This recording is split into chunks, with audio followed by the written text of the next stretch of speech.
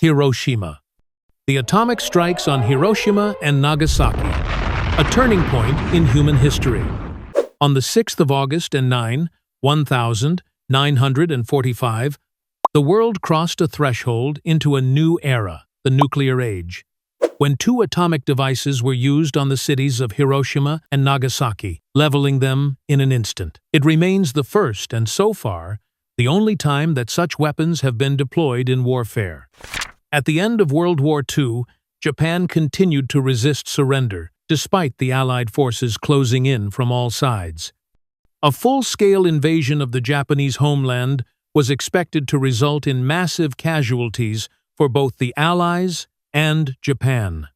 At this moment, the Manhattan Project, a secret research collaboration between the United States, the United Kingdom, and Canada, had completed the world's first atomic devices. After Japan rejected the Potsdam Declaration, President Harry Truman authorized their use in an effort to force an unconditional surrender. On the morning of the 6th of August, 1945, at exactly 8:15 a.m., a B-29 bomber named Enola Gay dropped a uranium-based device called Little Boy over Hiroshima. The target was the Aoi Bridge, but wind drift caused the detonation to occur approximately 250 meters off target and about 600 meters above ground level. The blast released an intense flash of light, followed by a fireball and an energy release equivalent to 15,000 tons of TNT. Roughly 80,000 people lost their lives immediately, and over 70% of the city was destroyed in mere seconds. Human shadows were etched onto stone walls, haunting reminders of the instant devastation. 3 days later, on the 9th of August at 11:02 a.m., a second B-29 bomber, Boxcar, released a plutonium-based device known as Fat Man over the port city of Nagasaki, a critical industrial center. This event produced an even greater force, roughly 21,000 tons of TNT, leading to an immediate loss of around 40,000 lives and tens of thousands more affected in the weeks that followed. Just 6 days later, on the 15th of August, Japan announced its intention to surrender. The official documents were signed on the 2nd of September, bringing World War II to an end. The atomic strikes not only flattened both cities, but also crippled their medical systems, transportation networks, and supply chains. Those who survived faced severe burns, long-term trauma, displacement, and above all, the after-effects of radiation exposure. In the years that followed, cases of leukemia and other cancers rose significantly, especially during the 2nd to 6th years after the events. By the end of 1945, estimates suggest that between 90,000 and 166,000 people had lost their lives in Hiroshima, and between 60,000 and 80,000 in Nagasaki, most within a few weeks to months after the strikes.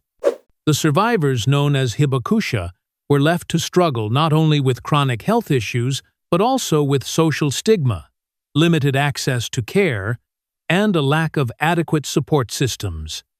In 1956, the Nihon Hidankyo organization was founded to advocate for the rights of hibakusha and to campaign against nuclear weapons. In 2024, the organization was awarded the Nobel Peace Prize for its message, "No More Hibakusha." On the site of the former city center, the Hiroshima Peace Memorial Park was established to honor the memory of those affected and to educate future generations. The A-bomb dome, one of the few structures left standing, was designated a UNESCO World Heritage Site. Artifacts such as watches frozen at 8:15 a.m., photographs of survivors, handwritten letters, and personal testimonies now serve as powerful lessons about the human cost of nuclear conflict. These two historic events did more than end a war. They sparked a painful, enduring question.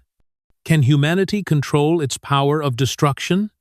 Or do they stand as a permanent warning about the razor-thin line between progress and catastrophe? The Texas City disaster. On the morning of the 16th of April, 1947, a chain of devastating blasts tore through Texas City, Texas. It remains one of the most severe industrial disasters in American history. It began with the French cargo ship SS Grand Camp, docked at the city's port, carrying between 2,000 and 2,300 tons of ammonium nitrate, a chemical used as fertilizer but capable of becoming highly unstable when exposed to heat. That morning, workers noticed rising temperatures inside the ship's hold. Smoke and sparks started appearing around the chemical storage area. Early attempts to contain the fire involved only a few buckets of water and portable extinguishers nowhere near enough. The captain, concerned about damaging the cargo, declined to use high-pressure hoses. The fire continued smoldering in an oxygen-restricted space. By 8 a.m., the situation had worsened. The captain ordered all hatches sealed, hoping to suppress the fire, but it was too late. At 9:12 a.m., the Grand Camp detonated. A massive blast created a mushroom-shaped cloud visible for miles.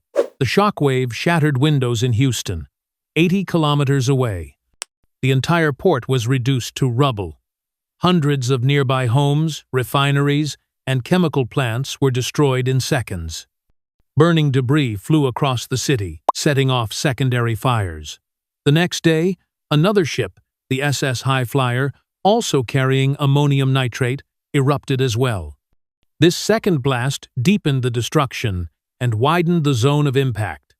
At least 581 lives were lost, including firefighters, workers, and residents. Over 5,000 people were injured. Many individuals were never identified. Thousands lost their homes, and the damage was estimated at tens of millions of dollars, an enormous figure for that time. Despite the scale of the disaster, Texas City began to rebuild. Factories reopened, and the economy slowly recovered. But the event led to nationwide changes in industrial safety. Emergency planning protocols, coordination between local services, and communication systems were all overhauled. The tragedy became a pivotal case in disaster response training. It's still taught today in courses on chemical safety and emergency preparedness. Journalist Sig Bird once described the aftermath as a planet turned into a nightmare. But amid the destruction were stories of compassion, resilience, and solidarity. What happened in Texas City wasn't just an industrial failure. It was a painful lesson about human error and a powerful example of how communities come together when everything around them falls apart. It also left behind a lingering question that echoes across time. Can such power ever be truly controlled? Or is it a lasting warning about the thin line between human progress and irreversible catastrophe? Bhopal. On the night of the 2nd of December, 1984, while the residents of Bhopal, India, were fast asleep, a silent industrial disaster was already taking shape, one that would, just hours later, turn into a waking nightmare for hundreds of thousands of people. A highly hazardous, invisible, and odorless gas began leaking from the Union Carbide pesticide plant. By sunrise, the city would never be the same.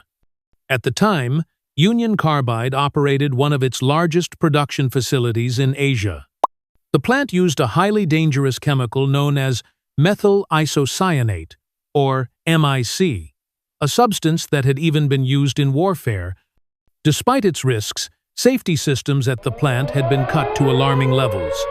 The cooling system was disabled, warning alarms had been shut off, and workers had received little training in emergency response procedures.